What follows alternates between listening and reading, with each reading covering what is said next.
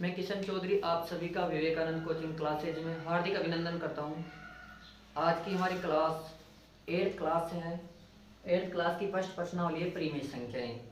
आज हम 8th class की फर्स्ट प्रश्नावली पढ़ेंगे और मैं आप सभी लोगों को बता दूं, या आपने भी कभी सुना होगा कि इंसान को कभी भी पर्वत की ठोकर नहीं लगती। कभी भी अगर इंसान को ठोकर लगती तो छोटे मोटे पत्थरों की लगती है।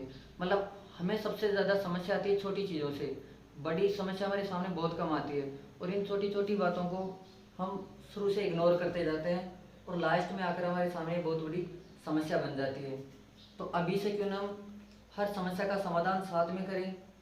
और अभी से आप लोग अगर जैसे मान लो ये प्रश्नावली अगर आज आप लोग इसे छोड़ रहे हो या इग्नोर कर रहे हो कि चलो ठीक है 9th में पढ़ लेंगे या फिर कभी बाद में पढ़ लेंगे, या बहुत से लोग जो जैसे मान लो कंपटीशन लाइन के भी कोई देख रहा है इस वीडियो को, तो सोच उसके मन में एक विचार आ रहा होगा कि यार चलो ठीक है 8th क्लास की पढ़ा रहे हैं, 8th क्लास की मैथ है, हमें इससे क्या मतलब है, हम कंपटीशन की तैयारी कर रहे हैं। तो मैं आप सभी को बता दूं, एक बार कंपटीशन की बुक उठा करके देख लेना। परिमेय संख्या या ऐसे क्वेश्चन आते हैं, ये भी 1.1 शुरुआत है। जैसे मान लो 1.2 1.3 में जाएंगे, वैसे ही डीपी होती जाएगी। और अगर हमारा बेस हमारा आधार ही तैयार नहीं है तो हम आगे के क्वेश्चन सोल्व नहीं कर सकते। इसलिए शुरुआत इसी से करते हैं। तो देखो परिमेय संख्या, सबसे पहले तो ये देखो परिमेय संख्या होती क्या है। तो परिमेय संख्या की अगर मैं डेफिनेशन दूं, परिभाषा दूं, तो ऐसी संख्याएं जिन्हें हम p बटा क्यू या अंश बटा हर के रूप में लिख सकते हैं। वे सभी संख्याएं जिन्हें p बटा क्यू या हंस बटा हर के रूप में लिखा जा सकता है, जहां क्यू बराबर नहीं है 0। मतलब जो हर का मान आएगा वो कभी भी परिमेय संख्या में 0 नहीं आना चाहिए। जैसे मान लो 3 बटा 4 है, ये p बटा क्यू के रूप में या हंस बटा हर के रूप में, इसका अंश तो है 3 और हर है 4, तो ये परिमेय संख्याएं हैं। मगर किसी भी संख्या का यदि हर 0 आता है तो परिमेय संख्या नहीं होती। जैसे मान लो 3 बटा 0 है, तो अगर हम 3 का पहाड़ा बोले या 3 का भाग 0 में दे, तो अनंत बार देने के बाद भी 3 का भाग 0 में नहीं जाएगा। तो ये परिमेय संख्या नहीं होगी। मतलब परिमेय संख्या वही होगी जो p बटा क्यू में भी हो, और शर्त ये होनी चाहिए कि कभी भी इसका मान 0 नहीं होना चाहिए, हर का मान कभी भी 0 नहीं हो। आगे देखो इसमें एक आता है योज्य प्रतिलोम। योज्य प्रतिलोम देखो होता क्या है। जैसे मान लो संख्या है 15 बटा 7, इसका हमें योज्य प्रतिलोम निकालना है। तो योज्य प्रतिलोम में संख्या ऐसी कैसे लिखनी है आप लोगों को, 15 बटा 7 और सिर्फ चिन्ह, जैसे ये प्लस के 15 बटा 7 है, इसे माइनस के 15 बटा 7 लिख दो। जैसे मान लो माइनस के 4 बटा 8 या 4 बटा 9 है और इसका योज्य प्रतिलोम ज्ञात करना है, तो ये हो जाएंगे प्लस के 4 बटा 9। और योज्य प्रतिलोम का मान हमेशा होता है 0, क्योंकि देखो 15 बटा 4 प्लस के और ये 15 बटा 4 माइनस के, अगर आप लोग इनका कैलकुलेशन करोगे तो इसका मान आएगा 0। इसका भी मान कितना आएगा 0। अब देखो आगे गुणात्मक प्रतिलोम। तो जो योज्य प्रतिलोम था हमारा, इसमें हमेशा मान योज्य प्रतिलोम का मान होता है 0। कैसे होता है, जैसे मान लो माइनस का 4 बटा 9 है और ये प्लस के 4 बटा 9, तो माइनस के 4 बटा 9 और प्लस के 4 बटा 9 का मान कितना होगा अगर इनका कैलकुलेशन करेंगे तो 0। इसके बाद अब देखो गुणात्मक प्रतिलोम। अब गुणात्मक प्रतिलोम में क्या होता है, जैसे मान लो 15 बटा 17 है, अगर पूछे कि 15 बटा 17 का गुणात्मक प्रतिलोम बताओ, तो इसका मान हो जाएगा 17 बटा 15। देखो गुणात्मक प्रतिलोम मतलब इसको गुणा करना है, तो 15 से 15 और 17 से 17, तो इसका मान होता है हमेशा 1। गुणात्मक प्रतिलोम का मान होगा 1, योज्य प्रतिलोम का मान होगा 0। एक आता है व्युत्क्रम। व्युत्क्रम का मतलब होता है उल्टा क्रम। देखो तो देखो व्युत्क्रम का मतलब होता है उल्टा क्रम।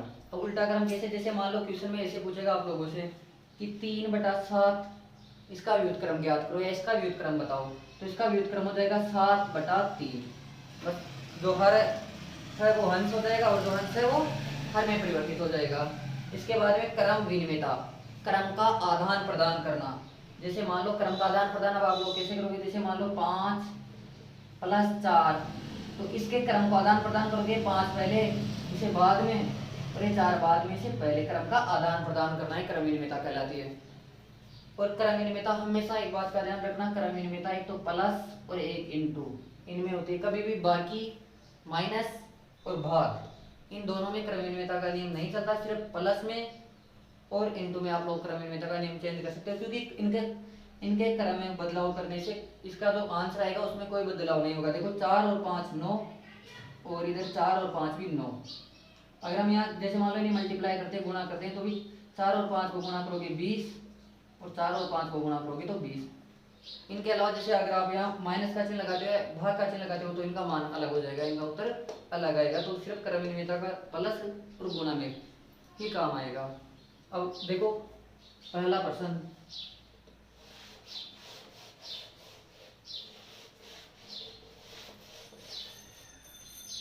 मान ज्ञात कीजिए। -2/3 इंटू 3/5 प्लस 5/2 माइनस 3/2 इंटू 1/6, इसका मान ज्ञात करना है। तो इसके लिए इसका मान निकालने के लिए हमें बोर्ड मास अच्छी तरह से आना चाहिए। अब बोर्ड मास होता क्या है, देखो सबसे पहले तो हमें ब्रैकेट कोष्ठक का हल करना आना चाहिए। देखो कोष्ठक का भी एक क्रम होता है। सबसे पहले जो रेखा बंधनी कोष्ठक होता है ऐसे, उसका हल करोगे, उसके बाद में फिर छोटा कोष्ठक, फिर ये मझला कोष्ठक, और उसके बाद में बड़ा कोष्ठक। ओ पे साइलेंट रहेगा, इसका मतलब होता है का, मतलब कोष्ठक का डिवाइड का मतलब होता है भाग करना है, उसके बाद मल्टीप्लाई गुणा, फिर जोड़, और फिर बाकी। देखो प्रत्येक क्वेश्चन में इसी तरह से होगा। सबसे पहले तो मैं कोष्ठक का भाग, अगर कोष्ठक में भी भाग दिया हुआ तो सबसे पहले भाग करो, भाग करने के बाद फिर गुणा, फिर जोड़, और सबके लास्ट में बाकी करना है। तो देखो भैया, अब सबसे पहले हमें करना क्या है, जो संख्याएं करते हैं उसको काट लो। अब जैसे मान लो इस 3 से इस 3 को काट दें, तो 3 एकम 3 और 3 एकम 3, हमेशा गुणा की संख्या होगी वही कटेगी।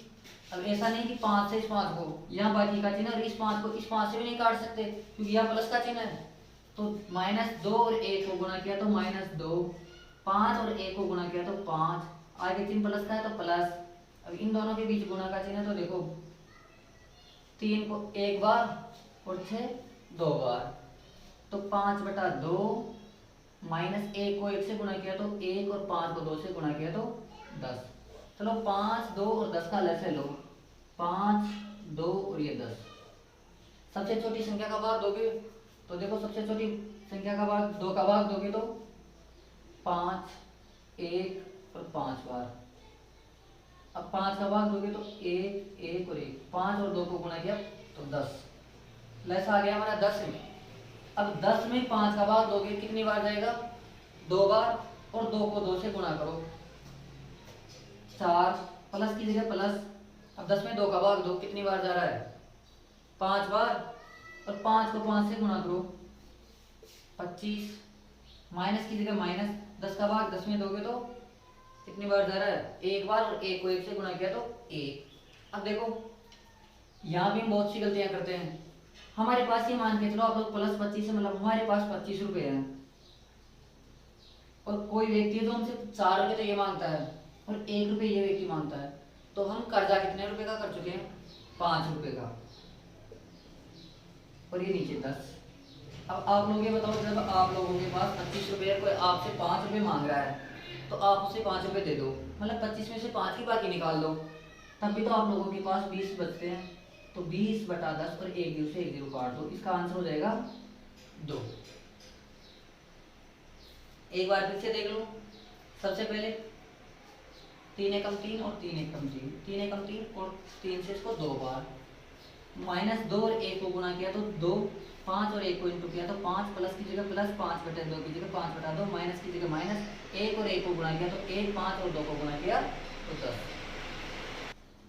देखो 5, 2 और 10 का लैसे लिया तो 10 लैसे, 10 में 5 का भाग दोगे 2 बार, 2 को 2 से गुणा किया 4, प्लस की जगह प्लस, 2 में 10 का भाग दोगे 5 बार, 5 को 5 से गुणा करो 25, माइनस की जगह माइनस, 10 में 10 का भाग दोगे 1 बार, 1 को 1 से गुणा किया तो 1। प्लस की संख्या हमारे पास 25 और 4 और 5 दोनों माइनस, सॉरी 4 और 1 दोनों माइनस में है, तो 4 और 1 5, माइनस के 20 में से 5 कम करो, 25 में से 5 कम करो 20, और 20 में 10 का भाग दोगे तो 2 बार। देखो इसका क्वेश्चन नंबर फर्स्ट का बी, तो इसमें भी वही सेम तरीका अपनाना है, बोर्ड मास वाला। सबसे पहले गुणा, तो ये बताओ ये कट रहे हैं आप? नहीं, तो 2 और 3 को मल्टीप्लाई करो, 2 और 3 को गुणा किया तो 6, और 7 और 5 को इंटू करो 35, माइनस की जगह माइनस, 3 एक बार और 2 बार, 1 को 1 से गुणा करोगे तो 1, और 2 को 2 से गुणा करोगे तो 4, एक बार और 2 से 7 बार में 14, 1 और 1 को इंटू, देखो प्लस की जगह प्लस, 1 और 1 को इंटू करोगे तो 1, 7 और 5 को गुणा करो 35।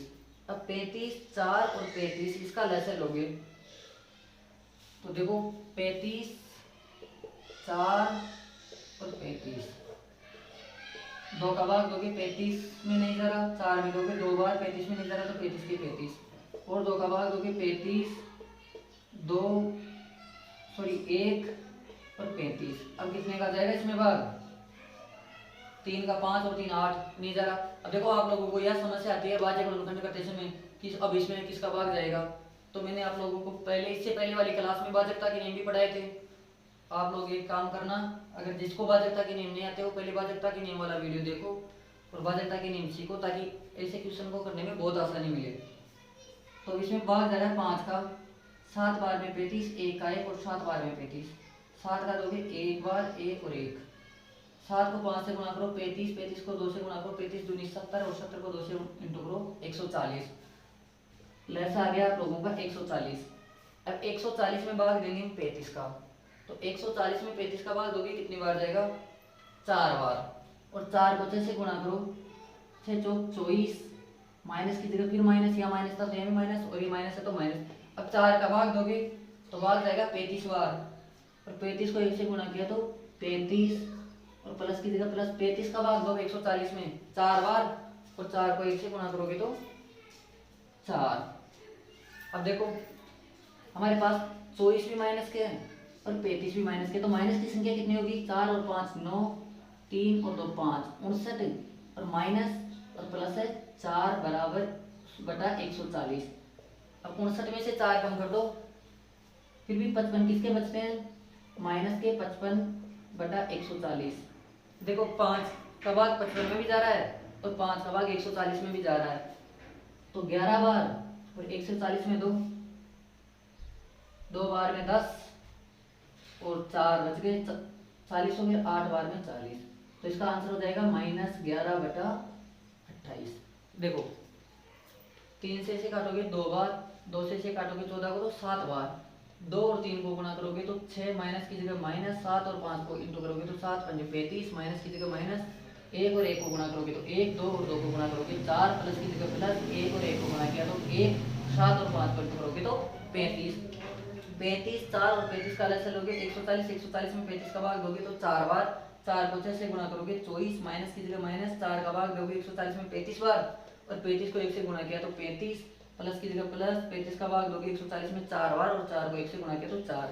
अब माइनस माइनस की संख्याओं को जोड़ना है, तो माइनस के 24 और माइनस के 35 हो गए माइनस के 59, और प्लस के हो गए 4, 59 में से 4 कम करो, माइनस के 55 और नीचे 140, 11।